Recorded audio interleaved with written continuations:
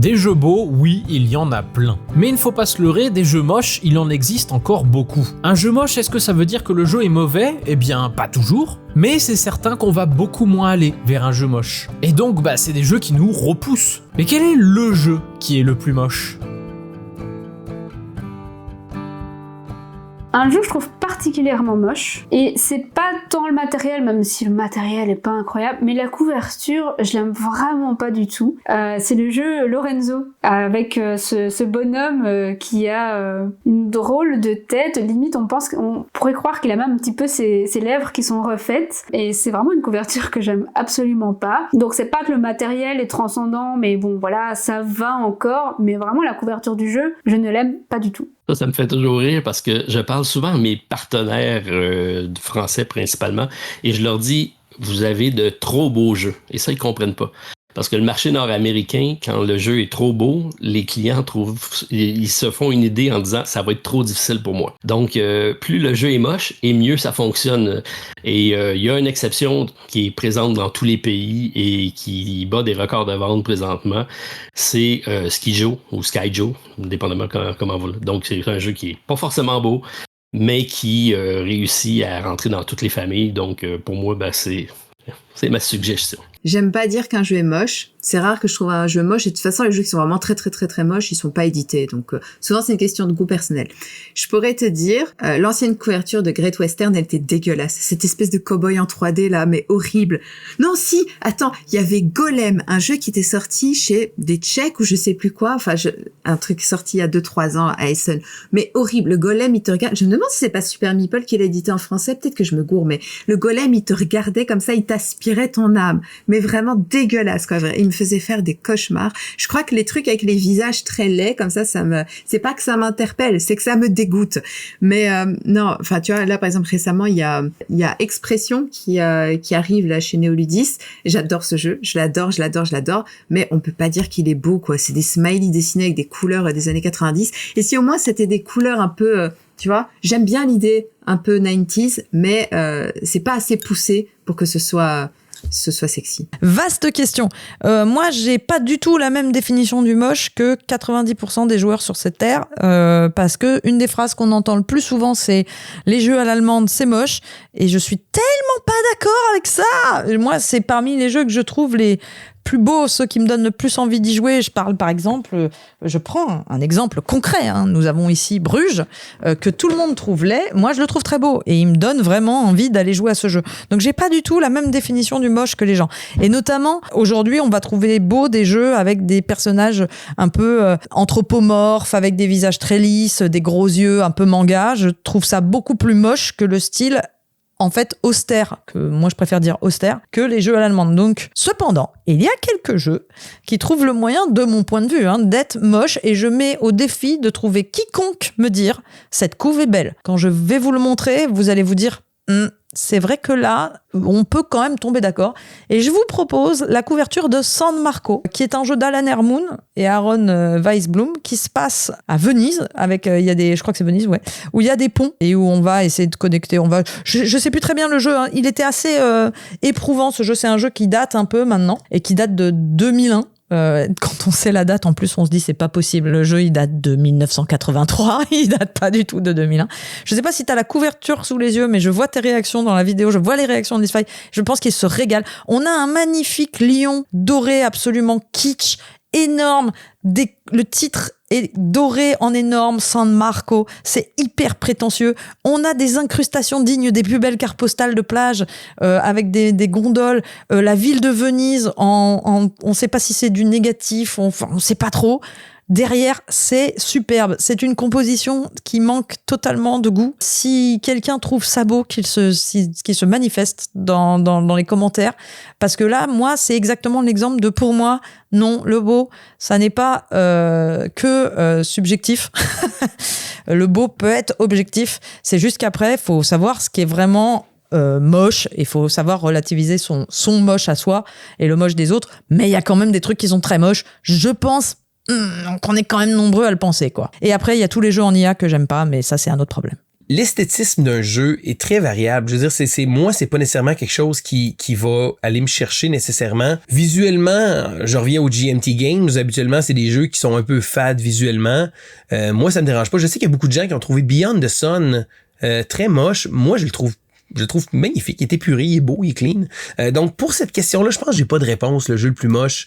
C'est difficile. Je pense que un jeu moche peut quand même avoir, je sais pas, j'ai essayé de me creuser la tête puis j'ai pas réussi à trouver pour celui-là. Il y a 2 jeux que je vais citer. Le premier, c'est un jeu où, quand je l'ai vu, je me suis dit, ouah, la flemme! Enfin, vraiment, c'est ce qui m'est venu.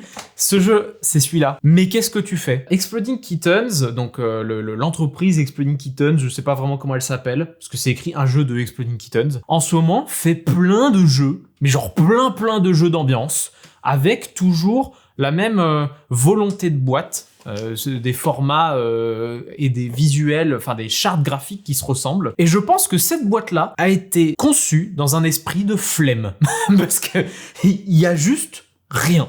Il y a rien. Je trouve que c'est un foutage de gueule, en vrai. C'est vraiment, 1, c'est pas beau, et 2, juste, on s'en fout de ce qu'on vend à ce niveau-là. Enfin, moi, c'est bon, c'est fait, j'avais 5 boîtes à faire aujourd'hui, allez, celle-là, je la balance. Le deuxième jeu, et là, je fais coucou à un de mes amis. À un de mes amis qui a acheté un jeu en salon. Mais c'est pas possible. C'est juste pas possible, ce jeu, c'est War Dice. Non seulement le jeu, je l'ai trouvé très fade. Mais ça, c'est... À la limite, on peut dire que c'est un goût personnel. Mais alors, les designs des boîtes, les designs des cartes, les designs des plateaux joueurs, il y a rien qui va. C'est designé d'une manière... tu sens que c'est quelqu'un qui n'a pas les compétences de designer, en fait. Qui n'a pas les compétences d'éditer un truc de cette manière-là. Il y a de l'IA de partout sur les boîtes, même si... J'ai vu dernièrement qu'ils s'en défendaient en disant c'est un outil. Là, j'appelle ça l'utiliser à fond et les illustrations ne sont absolument pas homogènes entre elles. C'est ultra générique et un pirate devient un revenant et toutes les cartes sont finalement des pirates. Ça n'a aucun sens. Le jeu est vraiment moche, mais ultra moche. Il y a des foils sur certaines cartes, mais du foil à l'ancienne. Je sais pas si vous vous souvenez des cartes Dragon Ball qui étaient foil, mais les vieilles cartes Dragon Ball à l'ancienne, c'était des petits points brillants partout, mais genre vraiment partout.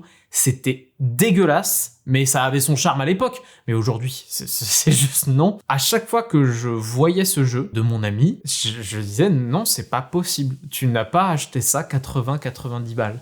Ça n'est pas possible. Mais si. C'est possible. Oh putain, mon acolyte me rappelle un truc. Et en plus de ça, à 80-90 €, on doit coller des autocollants sur les dés, des dés qu'on utilise tout le long de la partie, des autocollants sur des dés à 80-90 balles. Non, juste non. Et en plus, ils sont moches. Alors pour moi, c'est Dungeon Degenerates. C'est un jeu qui n'est pas sorti en France, qui a un design très particulier. Alors on va dire que c'est thématique, parce qu'on utilise des personnages un petit peu loufoques, un petit peu timbrés. On est dans un univers dark fantasy. On est déjà sur un jeu qui va miser sur des aplats de couleurs. Donc on a du rose bien flashy, du orange, du bleu clair, etc. Donc rien que ça, c'est un petit peu déstabilisant. Et quand on regarde les personnages, ils sont... Alors c'est voulu, hein, on a un côté très grunge, très underground, très moche, très laid. Et on a un truc que moi je déteste sur les dessins, c'est les bouches en saucisse. Alors c'est thématique parce qu'on est dans le Wurstland ou un truc comme ça, donc le pays de la saucisse. C'est vraiment très délire, mais on a ces espèces de lèvres qui sont vraiment comme si c'était des saucisses. Ça ressemble à rien. Je trouve vraiment les dessins, c'est un style hein, qui est carrément voulu pour ce design, mais je trouve ça très moche. Et en même temps, c'est très moche avec des gros aplats de couleurs, et du coup, ça donne envie de s'intéresser au jeu et de savoir ce que c'est. Donc, je pense que en soi, leur côté esthétique a été bien vu parce que c'est vraiment ce qui va attirer, mais c'est pas on va pas être attiré parce que c'est beau, mais parce que justement, c'est trop dégueulasse, quoi, tout simplement. J'ai un jeu chez moi que j'avais trouvé dans les entrailles du passe-temps. Même sur BGG, c'est pas facile à trouver. C'est un jeu édité par un musée qui se sont dit, on va faire une espèce de jeu d'agencement de tuiles et de dominos inspiré des œuvres dans lesquelles on pose des pions dessus. Mais sur les dominos, il n'y aura que des nez de peinture. Et ça s'appelle Das Nagenspiel et c'est un jeu de dominos de nez. C'est affreux. C'est horrible à jouer. Dire bon, le jeu est nul et non avenu. Et puis je sais pas, d'avoir on joue à assembler des bouts de corps qui se C'est le malaise absolu. Das Nasenspiel. En même temps, c'est dans le titre. Naze. Celui auquel j'ai le plus joué, que j'ai adoré, mais vraiment adoré. On a enchaîné les parties là avec Pierre, là, on n'arrêtait pas d'y jouer. Un jeu hollandais. Donc déjà, en général, quand tu parles de mocheté d'un jeu, les Pays-Bas et l'Autriche, on est quand même pas mal. Et c'est un jeu qui est resté très confidentiel en France. Nous, on a vu le gros coup de cœur à Essen et on l'avait fait venir. C'est un jeu qui s'appelle Specs. SPE et 2 ou 3 X derrière. Et donc le jeu visuellement est moche et même le nom du jeu est moche. Ce qui est génial, c'est que tout est moche dans ce jeu. Le matériel, le nom, la règle écrite avec les pieds.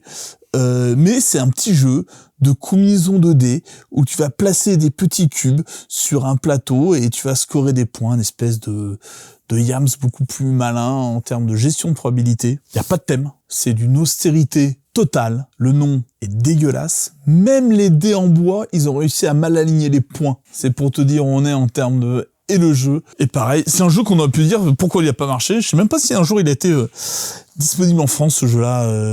Je sais pas du tout. Mais le jeu, on a adoré. On avait fait venir une palette, nous, ici, qu'on avait vendue sur un de Noël. Extraordinaire, quoi. Extraordinaire. Mais alors, qu'est-ce que c'était moche. Truc de fou. Mais il y en a un dont je voulais parler parce que ça freine sa vente quand j'ai été vendeuse en boutique de jeux. Le jeu est génial et la communauté des joueurs, des joueuses le sait. Charlatan de Belcastel. C'est trop bien comme jeu. C'est un jeu un peu d'ambiance. Enfin, ça fait mi-ambiance, mi-jeu de plateau. On s'amuse.